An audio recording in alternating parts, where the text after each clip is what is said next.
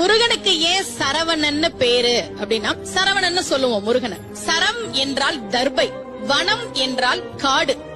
தர்பை காட்டிலே பிறந்தவன் என்பதால் அவனுக்கு பெயர் சரவணன். கந்தசுவாமி எப்படி சரவணனா பிறந்தார் அப்படின்றத நம்ம திருப்புகள் சொல்லுது. சக்கர பிரசண்டகிரி முட்டக்கிழிந்து வழி பட்டுக்கிரஞ்ச சைலம் தகரப்பெருங்கனக சிகர சிலமும் எழுத்தனி வெப்பும் அம்பும் என் திக்கு தடங்கு வடும் ஒக்க குழுங்க வரும் சித்திரப்பதம் பெயரவே சேடன் முடி திண்டாட ஆடல் புரி வெஞ்சிரு திடுக்கிட நடிக்கும் மயிலாம் பக்கத்தில் ஒன்றுபடும் பச்சை பசுங்க ஒரு பத்மபதம் கமல் தரும் பாகீர சில யோகேஸ்வரருடைய பரம உபதேசம் அருவி கைக்கு செல்லும் சரவணத்தில் பிறந்த ஒரு கந்த சுவாமி. சரவண பொய்கையில் கந்த சுவாமி 6 நெருப்பு பொறிகளாக வந்து சேர்ந்தார். அதனால அவருக்கு பேரு சரவணன். அது ஏன் 6 நெருப்பு பொறியா வந்தார்?